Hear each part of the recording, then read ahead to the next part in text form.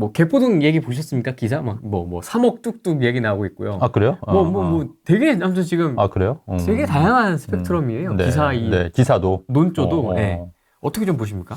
글쎄요, 그러니까 뭐 오르는 데는 오르고 떨어지는 데 떨어지는 건데 지금 중심을 좀 잘 잡으셔야 되는데 지금 네. 거래나 이런 게 그 우리 재작년 연말 그때 왜 바닥 제가 바닥이라고 얘기했을 때 사실 그때보다는 분위기가 많이 좋아진 편이잖아요. 네. 그럼 어찌 됐건. 근데 그 와중에 뭐 급하신 분들 뭐 금매로 좀 던지신 분들 있을 거고, 그러니까 그거에 너무 기사에 이런 게 일비하지 마시고. 제가 볼 때는 올 상반기 중 그 한 3월 말쯤부터 왜 GTS-A가 개통이 되면 실제로 개통이 되면 거기에 대한 그 여러 가지 이제 언론이나 이런 게 실제 동탄에서 이제 삼성역까지 실제로 이제 운행을 해보면 사람들이 이제 체감하는 게 달라질 거라고 보는 거예요. 그렇게 되면 거기에 대한 막 뉴스나 언론이나 카페나 뭐 이런 식으로 좀 많이 좀 얘기가 많이 될 거란 얘기예요. 그러면 그거를 보고 사람들이 조금 부동산도 조금 이제 훈풍이 불지 않을까. 근데 그게 뭐 당장 뭐 집값이 오른다고 보기보다는 이제 전세값부터 먼저 오를 가능성이 굉장히 커요. 왜냐하면 실제로 살아보니까 삼성역까지 18분, 20분이면 가니까 네. 뭐 통탄에서 내가 전세 사는 게 낫지 않겠냐. 그래서 이런 데서 이제 전세로 사시는 분들이 늘어나게 되면은 아무래도 지금 안 그래도 전세 가격이 오르고 있잖아요. 이제 전세 가격이 좀 받쳐주고 올라줄 거다. 그러면 거기에 맞춰서 이제 좀 매매가도 조금씩 올라가지 않을까. 저는 이제 개인적으로 좀 그렇게 판단을 하고 있고 아마 올 상반기 3월 말쯤부터 좀 집값이 서서히 좀 올라가지 않을까 하는 게 제 개인적인 의견인 거예요. 강남 한복판에 무순위 청약 나온다라는 네. 기사입니다. 그러니까 이게 이제 DHA 퍼스트 아이파크가 이렇게 보일단지예요. 이제 저희 집 근처에 있는 네. 아파트고, 네. 저도 이제 최근에 최근은 아니고 한 몇 달 전에 사전 점검 갔다 온 지역인데, 네. 굉장히 잘 지었고 했는데 이게 계약세 이게 여러분 아셔야 될 게 보류지는 뭐냐면 이제 시행사에서 자체적으로 이제 갖고 있는 물건인 거고, 이거는 이제 분양인데 어떤 이제 뭔가 문제가 있어서 이제 분양을 튀어나온 건데 이거는 분양가로만 팔 수밖에 없는 물건이에요. 그러니까 보류지랑은 또 다른 거예요. 그러니까 보류지는 시행사가 이제 본인들이 이제 가격을 채정해서 팔 수가 있는 거고, 왜냐면 그거 시행사 물건이니까 보류지는.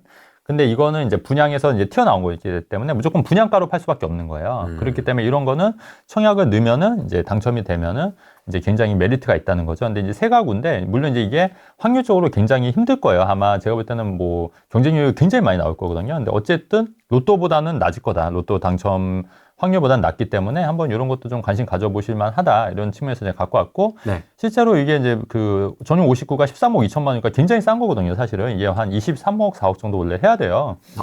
여기 보시면 59가 최근에 거래가 이것도 좀 싸게 거래된 건데 22억에 거래가 됐지 않습니까? 네, 그리고 근데 이거를 13억에 분양을 한다고 하는 거니까 거의 한 10억 정도 차익이 되는 거고, 말 그대로 이건 13억에 만약에 당첨이 된다고 하면은 전세값만 하더라도 거의 이 정도 금액에서 맞출 수가 있는 거예요. 그러니까 내 돈이 안 들어갈 수도 있는 거거든요. 여기는 뭐 실거주 의무 이런 게 없어요. 여기는. 그렇기 때문에 이런 거는 좀 참고할 만하고, 132 같은 경우도 22억 6천인데 이것도 거의 제가 볼 때는 거의 한 38억에서 거의 40억 가까이 하기 때문에 네. 이거는 무조건 이제 하셔도 괜찮다. 그다음에 그리고 이건 청약통장이 있는 게 아니라 청약통장 없이도 할 수가 있다. 뭐 이런 내용이기 때문에 이거 한번 해보고 보시고 한번 해주셔야 되는데, 저는 이거 할 것 같아요, 안 할 것 같아요, 저는? 안 해요? 저는 안 하는 이유가, 아니, 저는 해도 되는데, 근데 저는 이거는 이제 확률적으로 너무 경쟁이 높다 보니까 안 하는데, 전 요거는 한번 해볼 만한 거, 저도 한번 해볼 거예요. 왜냐면 저희 집 근처여서, 한번 해볼 요거는 해도 될 것 같아요. 근데 해도 될 것 같은데, 확률적으로 이게 높진 않아서 막 제가 막 이런 걸 막 관심 있게 하지는 않아요, 이런 거. 왜냐면은 어차피 안 될 가능성이 높기 때문에. 근데 어쨌든 한번 해보셔서, 이거 방송 보시고 한번 해봤는데 당첨되셨다. 그러면은, 우리 후레니 TV한테 한번 슈퍼챗 한번 멋지게 한번 쏴주시면 좋을 것 같다는 생각이. 네, 장난만 농담 반으로 얘기하는 거예요, 여러분. 네. 아니, 근데 진짜 이런 거 되려면 전생에 나라를 그럼요. 네. 네. 근데 한 번은 제가 그 상담하신 분이 개포 4단지가 당첨되신 분을 제가 봤거든요. 프레지던스. 근데 그래서 그분도 거의 시세 차이만 거의 한 15억 정도만 보신 거야. 그 한 번에 당첨으로. 한 번에. 네네, 한 번 당첨으로. 그 단 한 번의 선택이. 네네. 근데 이제 어쨌든 경쟁률도 꽤 크고 그랬었는데, 네. 그때가 이제 문재인 정부 시절이니까 막 구세청에서도 그렇고 이제 그 막 조사가 되게 많이 나왔었대요. 한번 한번 털어보자. 네. 뭐 근데 이런 이제 다행히 이제 뭐 없으니까 이제 다 해서 했고, 그분은 이제 거기 이제 전세 놓고 이제 갖고 계셨던 분을 실제 만난 적이 있거든요. 그렇다고 전생에 나라를 구하실 것 같은 모습은 아니더라고요. 그냥 덕을 많이 쌓지 않았을까? 덕을? 그래서 실제로 덕을 많이 쌓나 했는데 또 그런 것 같지도 않기도 하고 모르겠어요. 그러니까 그렇게 했는데 어쨌든 그 실제로 보니까 뭐 그냥 자기도 놀랬다고. 그래서 그리고 그게 청약도 그때 그게 아마 처음이었대요. 운 좋게 그 넣었는데 그냥 딱 돼가지고 직업은 교사셨고 그렇습니다. 아이들에게 되게 잘 해줬나 봐요. 뭐 그럴 수도 있고 네, 그런 분이 계셨어요. 이게 오늘 아마 발표가 된 것 같더라고요. 오늘. 네. 그래서 이게 그 합의가 3년 유예돼서 이게 아마 이제 둔촌주공 관련해서 그러니까 사실 둔촌주공은 좀 말했던 게 이게 사실은 이게 다 기존에 이제 그 분양가 상한제 아파트들은 이게 다 해지가 된 거예요. 근데 이제 둔촌주공은 옛날 법이 적용이 되다 보니까 그게 이제 안 된 거죠. 그러니까 쉽게 말하면 이런 거죠. 지금 조정지역 해제가 다 됐잖아요. 근데 예전에 조정지역이었던 서울 지역을 2년 거주해야지 비과세가 돼야 되거든요. 그런 지역들은 지금도. 근데 지금은 다 해제가 됐는데 좀 불합리한 부분이잖아요. 근데 이 둔촌주공도 그 사이에 그러니까 이게 해제가 다 됐는데 그 사이에 그게 있어가지고 무조건 실거주 의무를 해야 되니까. 네. 근데 이제 그게 말들이 많았는데 결국은 3년 유예로 가닥을 잡은 것 같아요. 그래서 이제 3년 유예가 되면 실거주 안 해도 되기 때문에 일단 한숨은 돌리게 됐죠. 왜냐면 이분들은 내가 입주 안 하고 전세 놓으려고 했는데 실입주를 무조건 해야 된다니까 되게 좀 난감했을 텐데 일단은 뭐 3년 동안이니까 일단 전세 놓고 근데 이제 계약갱신 청구하면 이게 4년이잖아요. 그러니까 중간에 이제 2년 하고 본인들이 이제 들어와야겠죠. 3년이면 아니면 이제 3년까지 채우고 본인들이 들어온다거나. 근데 이제 한편은 또 이런 얘기도 있었어요. 왜냐면은 둔촌주공 같은 경우 실거주를 못 채우면 이제 급매물이 많이 나올 거를 대기하는 수요들도 있었거든요. 심지어 저한테 이제 물어보신 분도 계셨어요. 이거 대기하면 어떻겠냐고. 아니 저는 뭐 나쁘지 않을 것 같다고. 근데 이제 그런 분들한테는 좀 악영향이 그러니까 좋은 뉴스는 아닌 것 같아요. 그런 분들은 오히려. 그러니까 그런 분들 왜냐면은 둔촌주공 실거주가 계속 유지가 돼야지 급매물이 나왔을 때 튀어나올게. 그렇죠. 잡으려고 했었는데 이제 그분들은 조금 이제 이걸 발표해서 조금 이제 전략을 좀 수정해야 되지 않을까. 네.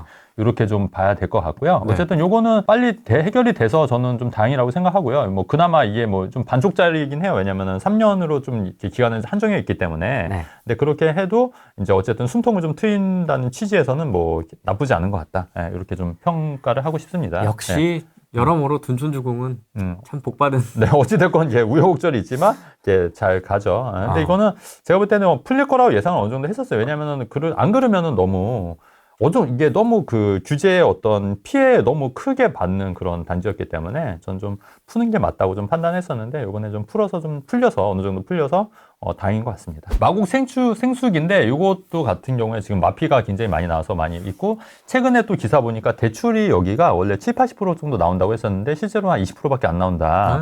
네, 그래서 그런 기사들 많이 보셨을 거예요.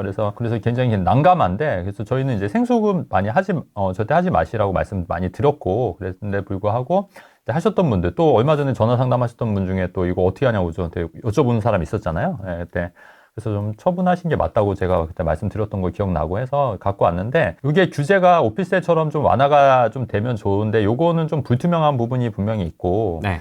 그래서 요거는 만약에 이제 이거 하셨던 분들은 이제 자금에 안 되신 분들은 조금 빨리 털고 나오시는 게 맞을 것 같고 요거는 좀, 그러니까 이게 항상 이게 사전에 하는 게 중요한데, 아예 안 하면은 되지 않습니까? 근데 이제 하셨던 분들은 좀 난감하실 수 있는데, 어쨌든 생수 관련해서도 이제 이런 기사들도 좀 꾸준히 좀 보셔야 될 것 같고, 요것도 뭐 둔촌주공처럼 좀 규제가 좀 완화될 가능성도 전혀 없진 않다. 근데 이제 그것만 너무 기다리기에는 이제 너무 좀 이게 불확실성이 크기 때문에 요거는 조금 이제 손절을 하는 쪽으로 빨리 가셔야 되는 게 맞지 않을까. 네. 이런 건 진짜 손절도 안 돼요? 안 돼요, 맞아요. 그러니까 더 난감하죠, 뭐. 이건 뭐 약간 부동산의 파생 상품의 그렇죠. 느낌이라서 이건 맞아요. 뭐 손절도 안 됩니다. 맞아요. 그런 것도 있고 지금 뭐 대출도 막 안 나온다고 하니까 진퇴양난이긴 하고 분양가도 워낙 비쌌어요 이때.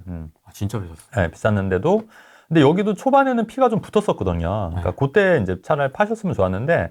최근에 이거 좀 손해보고 파신 분들도 상담받으러 오신 적이 있으세요? 근데 그분이 어찌됐건 팔았어요, 결국. 생수를 팔았는데, 근데 그분 같은 경우에는 이제 생수기 막 이렇게 올랐을 때 이제 팔려고 했었는데, 그게 또 그렇게 마음처럼 안 된다는 거예요. 한 2억 정도 피가 붙었었대요, 초반에는. 근데 이제 그거를 팔려고 했는데, 또 막상 팔려니 아까운 거예요, 사람이, 심리가. 조금만 더. 그쵸. 예. 그게 뭐 3억, 4억 갈 걸로 또 생각이 되니까, 그래서 이제 그걸 못 팔았는데, 지금 생각해보니까 그때 팔았어야 되는 게 맞다. 예. 그런 말씀을 하시더라고요. 그러니까, 이게 항상 그런 것 같아요. 타이밍이 되게 중요한데, 특히 이렇게 약간 좀, 파생상품 위주, 그러니까 약간 우리가 아파트가 정석이라고 하면은 이거는 사실 정석 투자는 아니잖아요. 이런 상품들이. 이런 것들은, 만약에 한다고 하면은 진짜 치고 빠지기를 잘 해야 되는데, 이게 사실 쉽지는 않아요. 말처럼 쉽지 않기 때문에 이제 저는 가급적 초보자일수록 이런 거는 안 하신 게 맞다. 계속 누차 말씀드리는 거잖아요. 그래서 그런 측면에서 봤을 때 이거는 조금 앞으로 이제 이런 건 좀 조심하셔야 될 것 같다. 네, 이런 말씀 좀 드리는 거예요. 네, 그냥